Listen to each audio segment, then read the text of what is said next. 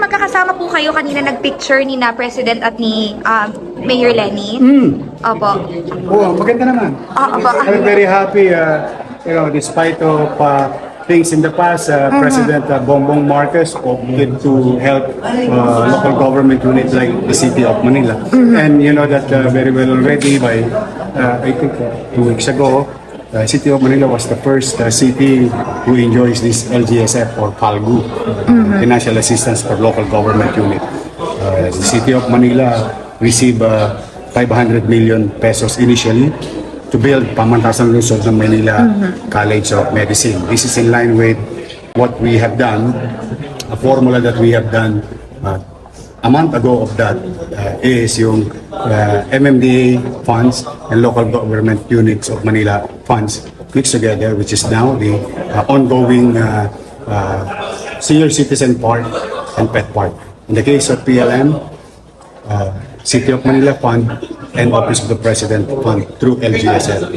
And we just received 286 million pesos now, officially, wherein this is in line with the directive of Secretary Remulla, Executive Secretary Ralph Recto, DBM, and Office of the President through President Bongbong Marcos to buy rice, commercial rice, locally produced as a matter of assistance to choices of the local government units in their respective area. Now, you may see variables yung presyo, yung allotment, it was based on population. So we're very happy, we're very excited. I think for so long, yung aggressiveness ni President Bongbong Marcos to help local government units across the country, because this will not happen only in Metro Manila or highly urbanized city, even the municipality, I think will bear fruit later on for the economy, for the local partners, to basic facilities in the country. Mayor, sorry, VP Sara announced her presidential bid and medyo matunog yung pangalan nyo and ni Mayor Lenny. Pabayaan nyo na ako dito sa Maynila. Ayaw nyo na ako. Pero sir, steady na lang ako sa Gedli.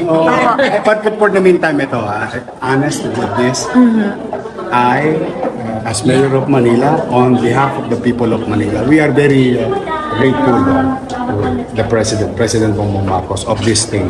That's a wholehearted, grateful City of Manila, especially with our fiscal situation. I mean, cannot be denied anymore. But thank you talaga. Sobrang excited ako dito. Mayor, pero Sure. don't sa early pronouncement ni VP Sara. Do you see this Sa lokal lang po ko eh. sir, may mga kumakausap na sa inyo. Tatakbo ko.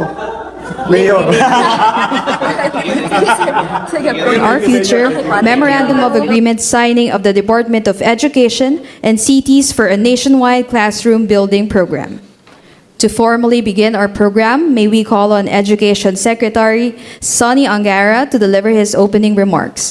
This will be followed by the presentation of signed memoranda of agreement to the President by the city mayors from across the country, to be led by Secretary Angara.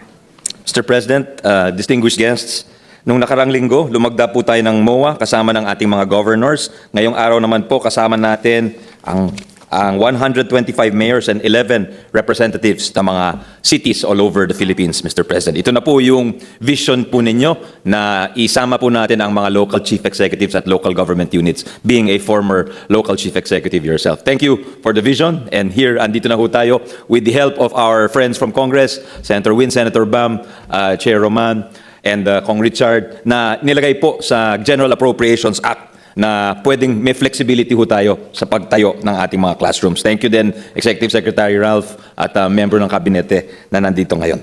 So gusto nating bigyan diin ang inyong direktiba na magtayo ng mas maraming classrooms gamit ng mas mabilis at makabagong paraan.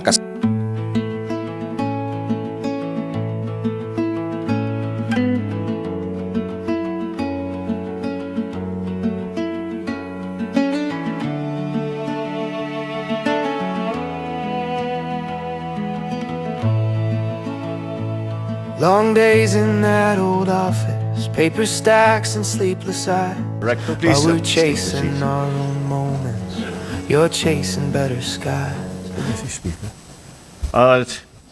The honorable members of the House of Representatives and the members of the Senate who are here, specifically Senator Bam Aquino, who is the committee chairman of for basic education in the Senate, and the other members of the Senate, the mayors from Luzon, Visayas, and Mindanao, the DepEd officials and employees led by Secretary Sani Angara, our beloved teachers, and our learners. It's good to see that the actual beneficiaries of this program have also joined us here this afternoon. My fellow workers in government, distinguished guests, ladies and gentlemen, good afternoon. Welcome po sa inyong lahat sa aking tinatawag, today is my LGU Day. Dahil kaninang umaga, meron naman tayong ginawa para sa LGSF at nagpulong-pulong kami yung ibang mga city mayor nandito rin kanina. We had the governors and the city mayors here to explain the program where LGSF will be given we have increased the program of the LGSF to make it more responsive and para mas maging bagay sa pangangailangan ng mga LGU.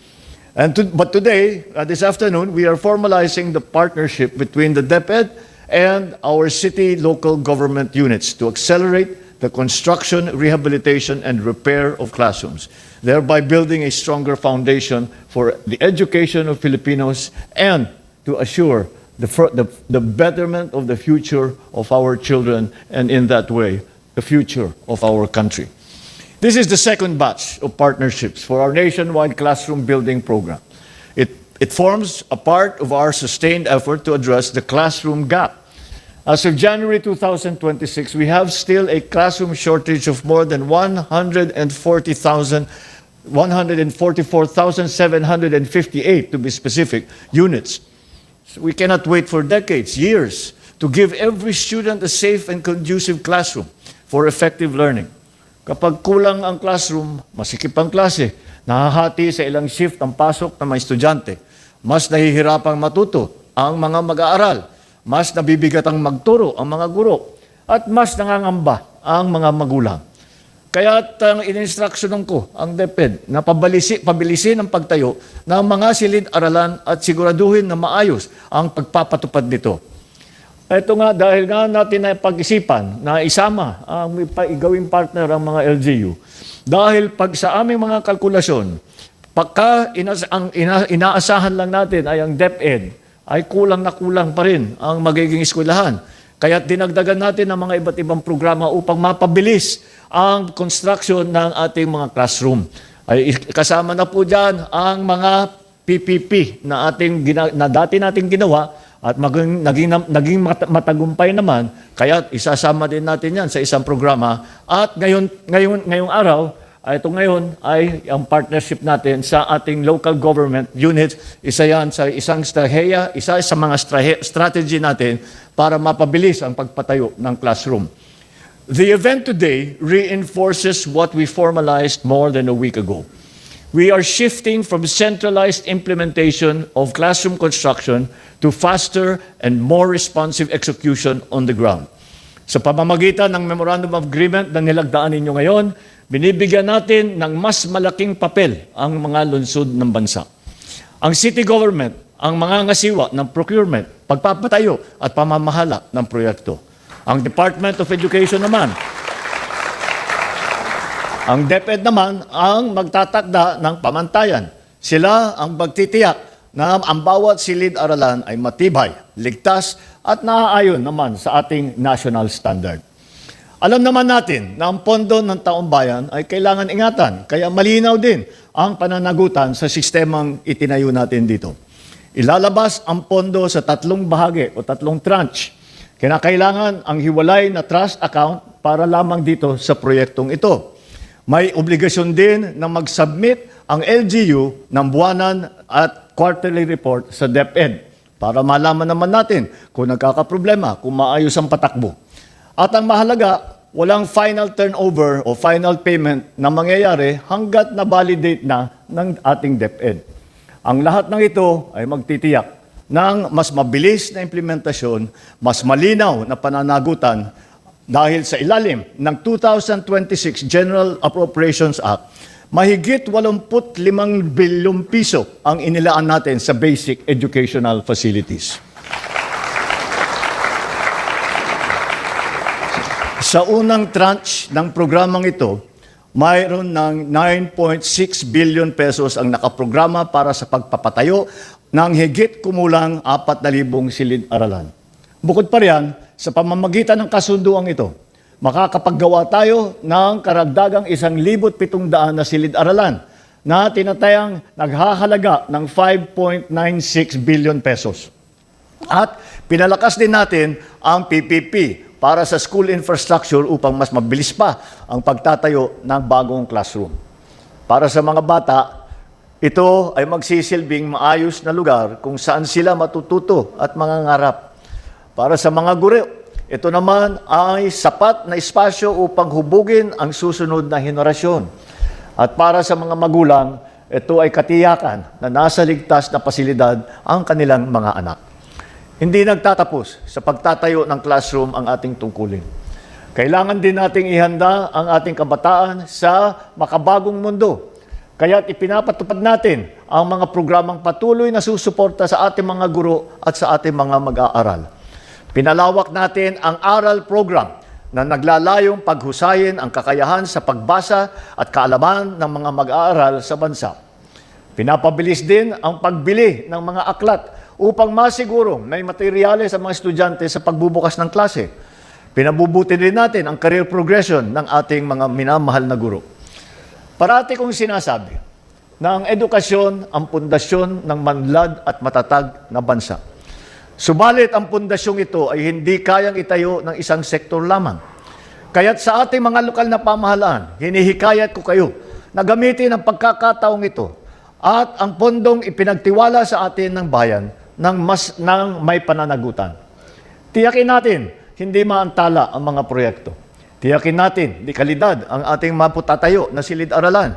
Tiyakin din natin na ang bawat sentimo na pinaghirapan ng ating mga kababayan ay gagamitin sa tama. Dahil hindi lamang tayo nagtatayo ng silid-aralan.